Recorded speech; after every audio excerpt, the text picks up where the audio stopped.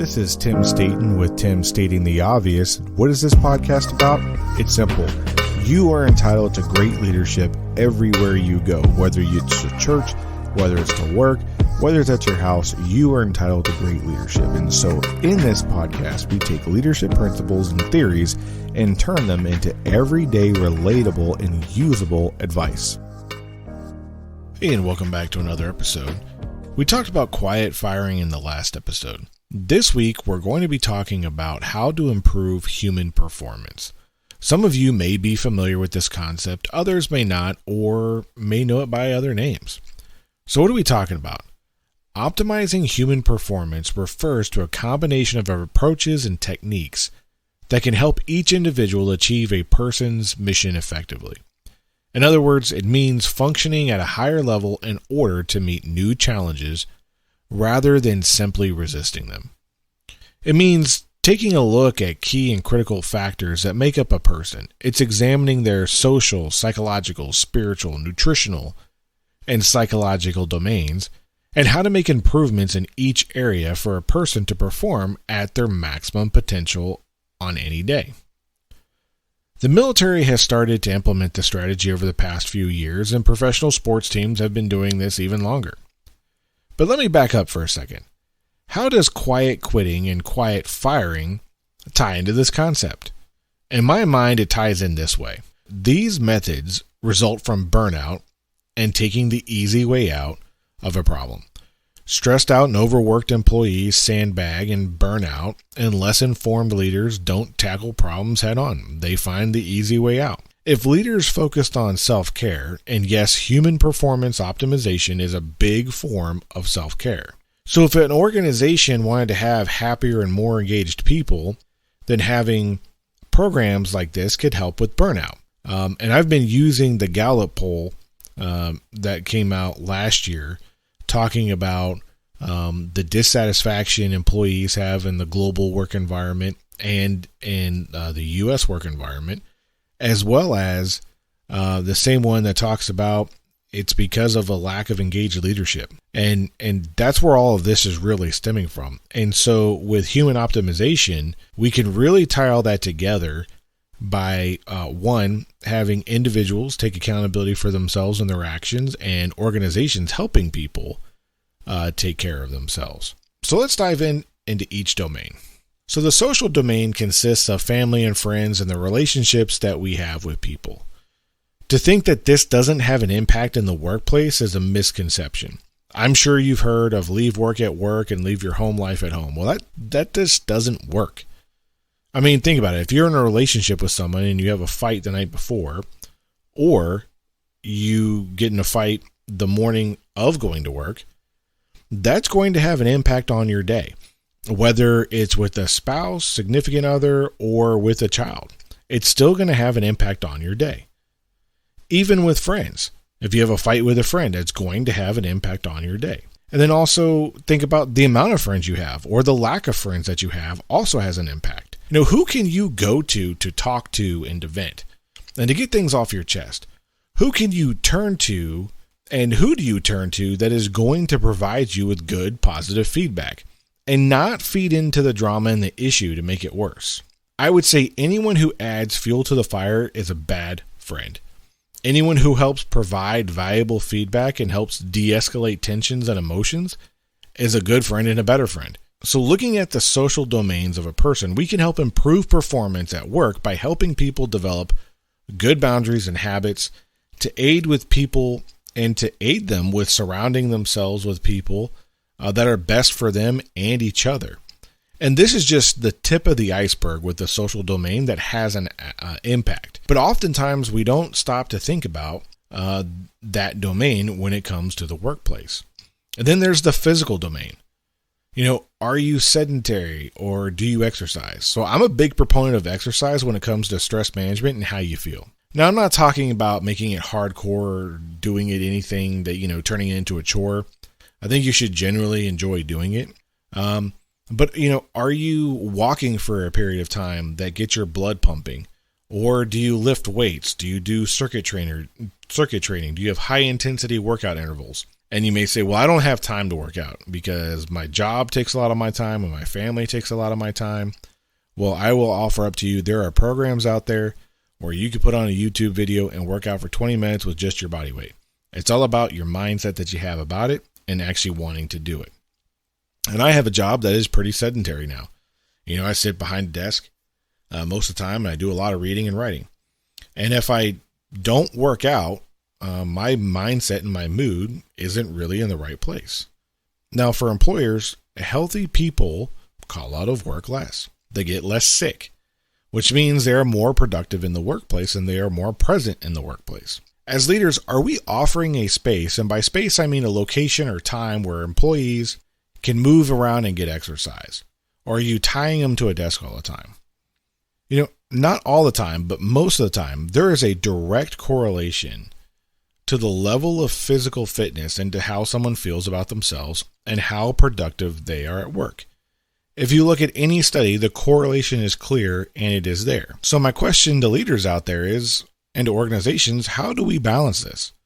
What times and spaces are we providing to allow people to participate in the physical domain? And are we creating a culture where that's accepted and encouraged? Or are we creating a culture where we're saying, no, you should really be tied to your desk and you should really, really sit there all the time. And you should really, really, really not do anything else other than work while you're at work. So it's a fine balance, but how do we balance this? And going hand in hand with the physical domain is the nutritional domain, right? Now, I'm not saying that if you love Doritos or fries, and by all the way, I love eating both of those. I'm not saying don't eat those. I'm saying eat those in moderation, right? But if you're working first and third shifts, and usually those are overnights and early mornings, how do we manage nutrition in a way where we can set conditions to have healthy options all the time? These shifts are brutal and don't work with everyone's sleep cycles, and often we grab the easiest, most accessible thing to eat before we wake up and take a nap. So if you're leaving third shift, and you're coming home in the morning and you're like, okay, well, I'm really, really tired. Do you stop at, a fast food restaurant and just grab whatever? Or do you wait till you get home to cook something? Or did you prep something the night before or the week before so you can have it heat up in the microwave, eat it, wait a few seconds, and then go to sleep? So it's all about creating conditions and setting conditions for the best nutritional habit that you can get. And it's hard. And it has to, be intentional. But this has an effect on our mental state and our physical state, which has a direct correlation on how we are productive in the workplace and the quality of work that we perform.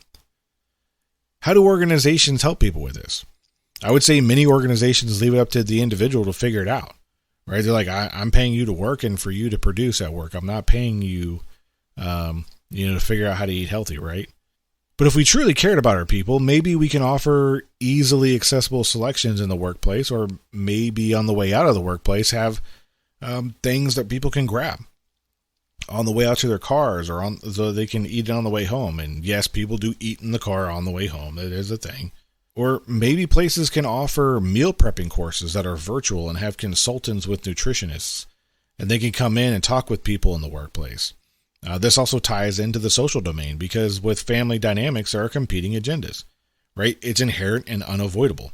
If you have a lot of kids, you are going to most likely cook what is the easiest to cook for a lot of people. And that may not necessarily be the healthiest thing to feed a lot of people, right? Or how do you gain the support of your loved ones so that way everyone's eating on the same page? Or maybe we're prepping something on a different time for some people and prepping things for different people. And when you're managing multiple people and multiple personalities in a household, and to get the best nutritional outcome, that's really hard to do. And if you just sit back and think about it for a second, it's really hard. And we just do it as second nature because we don't think about it. It's not intentional. And I think that if we got more intentional about it, you would feel better about it. And, you can actually help each other out. And all of those are relevant discussions to have in and out of the workplace. In the spiritual domain, this focus on our souls. Studies have shown another direct correlation on how work performance when people are happy in their spiritual lives as well. Even with those that state that they have no spiritual connections. We all have a soul. We all have this thing that makes us unique and different and special in our own way. Often this aspect gets overlooked due to competing goals, work-life balance, leisure, rest, you name it. This aspect gets dropped more often than not and overlooked. The psychological domain focuses on how our brains work with our emotions. Sometimes we have a hard time dealing with how we feel about something, even though our mind is okay with it because we know the facts around the situation. And there can be an incongruency with our thought process and actually how our emotions and our soul feels about it, right? So what happens when, we have a self-identity and then a life event happens and we can no longer identify with what we had in our minds as what we identified as? I did a podcast last year on self-identity and how people often confuse their identity with their job or work or careers. So if that's you, and that changes, how do you deal with that while moving on to the next thing? This has a profound impact on how we perform in the workplace and in our home lives. While some believe counseling may be for the weak-minded people, I will offer up to you that to deal with yourself and examining yourself is probably one of the hardest things you'll ever have to do, but that's only if you do it. So I say all of this to say this: take care of yourselves, especially if you have been charged with taking care of others in a leadership role that you can lead by example, right? And I've said this a million times and I'll say it again. If you can't take care of yourself, you are in no place to help or take care of others. You can try, but you will not be very good at it. You may succeed, but you will be on the struggle bus the entire time you are doing it. So wrapping this up, I just wanted to thank you for stopping by and listening to this episode, and I hope you enjoyed it. Before we go, I'd like to ask a favor of you. If you could please share this episode with one or two other people who might like this topic. And if you haven't followed or subscribed on whatever platform you're doing that on, please do that before you leave the episode.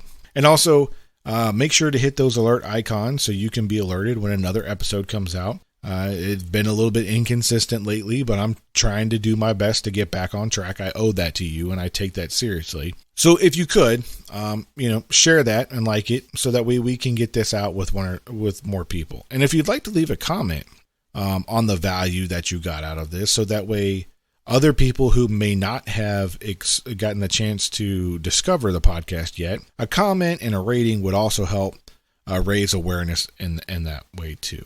So I appreciate you for doing that. So thank you for stopping by and listening to this episode. I'm Tim Staten, stating the obvious.